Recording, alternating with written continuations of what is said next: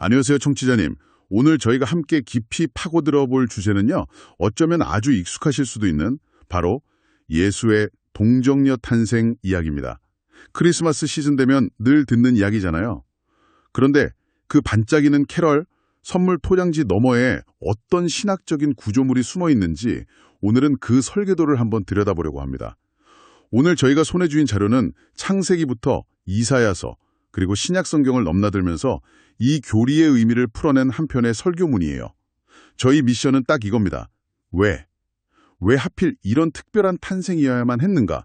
이 질문에 대한 답을 한번 찾아가 보죠. 자, 제대로 한번 파헤쳐 볼까요? 네, 좋습니다. 이게 시작부터 이 자료가 이 사건을 인간의 이성으로는 완전히 이해할 수 없는 신비라고 딱 못을 박고 시작하거든요. 아, 신비라고요? 네, 이게 아주 중요한데요. 단순히 그냥 기이한 기적 이야기를 하려는 게 아니고요. 기독교가 인간의 근본적인 상태를 어떻게 진단하고 또 그에 대한 유일한 해법을 어떻게 제시하는지 그걸 이해하는 가장 중요한 열쇠가 바로 이 신비 속에 담겨 있기 때문이죠. 그 지점이 흥미롭네요. 보통은 크리스마스를 그냥 좋은 날, 따뜻한 날로만 생각하는데 신이 인간이 되었다는 사건으로 규정하니까 무게감이 완전히 달라져요. 자료에서도 바로 그 성육신, 이게 크리스마스의 본질이라고 강조하잖아요. 맞습니다. 성육신. 신이 인간의 몸을 입었다는 것, 정말 생각할수록 거대한 개념인 것 같아요. 네, 그렇죠. 신이 인간이 되었다는 그 자체가 이미 엄청난 신비인데 그 방식이 더 특별했던 거죠. 평범한 부모의 결합이 아니라 성령으로 잉태되어 동정녀에게서 태어났다는 것. 바로 이 지점에서부터 우리의 어떤 상식적인 이해가 딱 멈춰서게 돼요. 그래서 자료는 여기서부터 모든 논의를 시작해야 한다고 말하는 거고요. 이 설명 불가능한 지점을 인정하는 데서부터 믿음이 시작된다는 그런 뉘앙스입니다. 알겠습니다. 그러니까 하나님과 인간 사이에 어떤 거대한 장벽이 생겼고 그걸 해결해야 했다는 건 이해가 가요. 근데 그래도 왜 하필 동정녀 탄생이라는 이렇게까지 기적적이고 어찌 보면 좀 논란의 여지가 많은 방법이어야 했을까? 바로 그게 궁금해지네요. 바로 그 질문에 답하기 위해서 이 자료는 먼저 문제의 심각성부터 진단합니다. 인간의 죄가 만든 하나님과의 장벽이 너무나 견고해서 인류 스스로는 도저히 허물 수가 없는 상태였다는 거죠. 아, 스스로는 안 된다. 네, 아담의 모든 후손은 태어날 때부터 그 장벽 안쪽에 갇혀 있었고 심지어 거룩한 천사조차도 그 장벽을 대신 허물어줄 자격이 없다고 설명해요. 그래서 인류의 상태를 전적으로 절망적이라고까지 표현합니다. 전적으로 절망적이라. 와, 정말 강한 표현이네요. 어떤 희망도, 어떤 가능성도 인간 편에서는 찾을 수가 없었다는 거군요. 그렇죠. 바로 그 절망의 한 가운데서 하나님이 직접 개입하기로 결정했다는 게 이 이야기의 전환점이 되는 셈이고요. 요한복음 3장 16절이 바로 그 선언인 거고요. 그렇습니다. 하나님의 세상을 이처럼 사랑하사 독생자를 주셨으니 여기서 독생자를 보냈다는 게 핵심이죠. 인간 세상 밖에서 그 절망적인 시스템에 속하지 않은 유일한 존재를 보내신 겁니다. 구약성경 이사야서에서는 이 존재를 임마누엘이라고 부를 거라고 예언했는데 그 뜻이 바로 하나님이 우리와 함께 계시다거든요. 절망 속에 갇힌 인간들 곁으로 하나님이 직접 찾아오셨다는 의미죠. 이 설교문을 읽으면서 정말 놀랐던 부분 중 하나가요. 이 동정녀 탄생이라는 사건이 어느 날 갑자기 툭 튀어나온 게 아니라는 거였어요. 아주 오래전부터 성경 전체를 관통하면서 복선처럼 깔려 있었다는 설명. 마치 잘 짜인 대화소설의 마지막 장을 읽는 느낌이랄까요? 네, 그 연결고리를 찾아가는 과정이 아주 흥미롭죠. 자료는 그 첫 번째 실마리를 인류 역사의 가장 첫 장, 창세기 3장 15절에서 찾습니다. 신학자들이 원시복음이라고 부르는 구절인데요. 원시복음이요? 네, 뱀, 그러니까 사탄을 향해서 하나님이 저주하면서 내가 너로 여자와 원수가 되게 하고 네 후손도 여자의 후손과 원수가 되게 하리니 여자의 후손은 네 머리를 상하게 할 것이오 라고 말하는 부분입니다. 여기서 여자의 후손이라는 표현이요. 보통은 남자의 후손이나 누구의 자손이라고 표현하는 게 일반적이지 않나요? 바로 그겁니다. 굉장히 독특한 표현이죠. 왜 굳이 여자의 후손일까? 후대의 신학자들은 여기서 남자의 개입 없이 오직 여성을 통해 태어날 특별한 존재에 대한 가장 희미하고 오래된 암시를 발견한 겁니다. 동정녀 탄생의 첫 번째 메아리라고 볼 수 있는 거죠. 와, 그 희미했던 메아리가 수백 년의 시간을 건너뛰어서 이사야서 7장 14절에 이르러서는 보라, 처녀가 잉태하여 아들을 낳을 것이요 라는 아주 선명한 예언으로 증복되는 거군요. 맞습니다. 그런데 이 예언을 둘러싼 해석이 또 흥미로워요. 자료에 따르면 이 예언은 뭐랄까 이중적 의미를 가져요.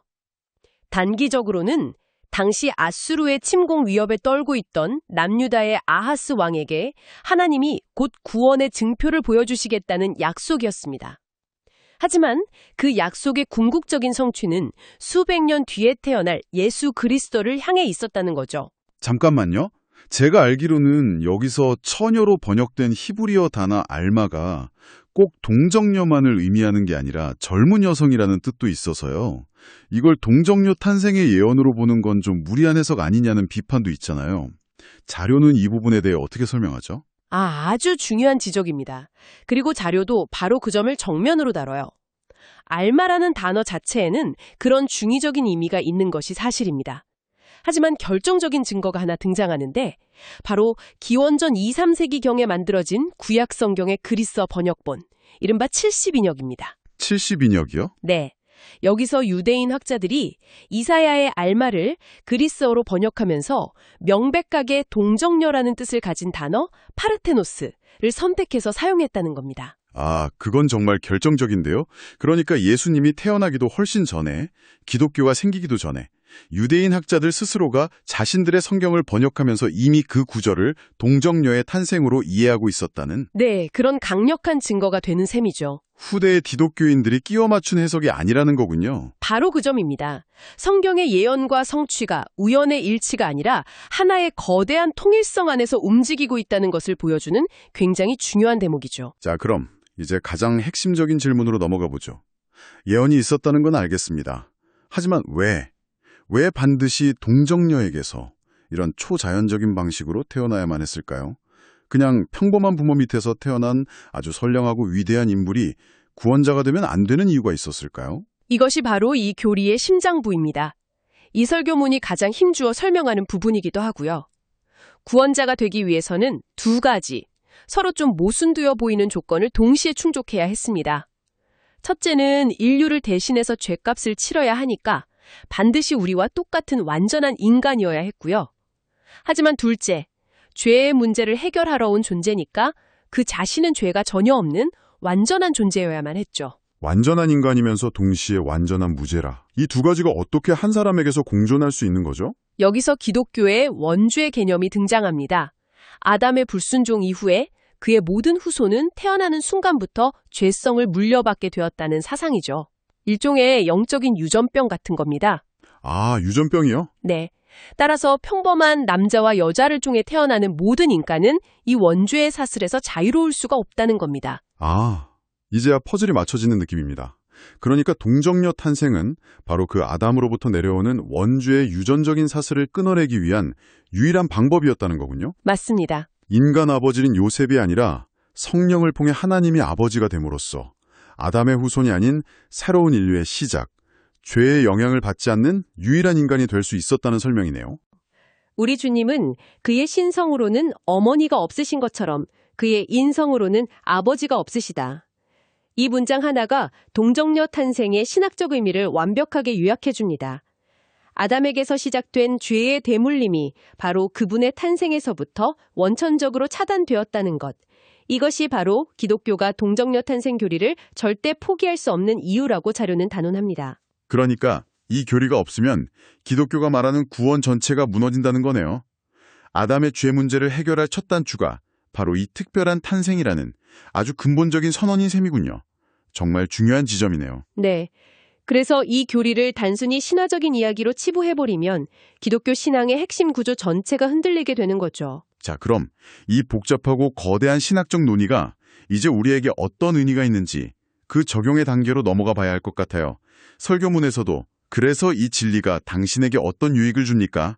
라는 아주 실질적인 질문을 던지더군요. 여기서 16세기에 만들어진 하이델베르크 요리문답이라는 오래된 신앙교육서를 인용하는데요. 그 유익이란 바로 이겁니다. 죄 없으신 그리스도의 온전한 거룩함이 하나님 앞에서 나의 죄를 덮어준다는 것이죠. 덮어준다. 네. 그냥 죄를 못 본 척 눈 감아주는 게 아니라 나의 죄 위를 그분의 완벽한 의로움으로 완전히 덮어버린다는 개념입니다. 덮어준다는 이미지가 굉장히 인상적이네요. 그리고 이 덮어줌을 설명하기 위해 아주 강렬한 비유를 하나 가져옵니다. 구약 성경에 나오는 선지자 엘리야의 이야기인데요. 순네임이라는 지역의 한 여인이 아끼던 아들이 갑자기 죽게 됩니다. 엘리야가 그 집에 가서 죽은 아이의 몸 위에 자기 몸을 포개서 엎드리죠.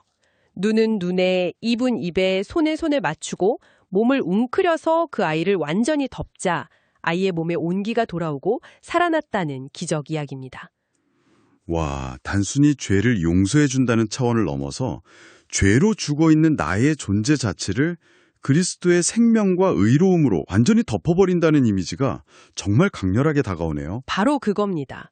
하나님이 우리를 보실 때 우리의 죄와 허물과 부족함을 보시는 게 아니라 우리를 완벽하게 덮고 있는 아들 예수를 보신다는 것이죠.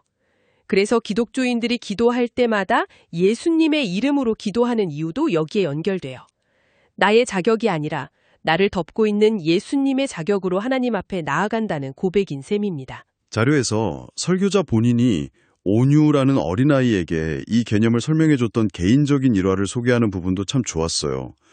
아이가 예수님이 나를 이불처럼 덮어주는 거예요 라고 물었다는 대목에서 이 복잡한 교리가 한순간에 아주 따뜻하고 실제적인 이미지로 다가오더라고요. 네, 저도 그 대목을 읽으면서 그때 그 아이의 표정을 상상해 봤습니다. 복잡한 교리가 아니라 나를 덮어주는 예수님이라는 이미지 하나가 아이의 불안을 잠재우는 걸 보면서 이 진리가 가진 실제적인 힘을 다시금 느끼게 되죠. 이렇게 성경의 고대 예언에서 출발해서 성육신이라는 거대한 신학적 개념을 거쳐 결국 나의 죄와 약함을 덮어주는 이불이라는 지극히 개인적이고 실존적인 의미까지 깊이 파고들어 본 것 같습니다. 이 설교문은 결론적으로 우리가 스스로의 나약함이나 과거의 실수 때문에 더 이상 절망할 필요가 없다고 선언하는군요.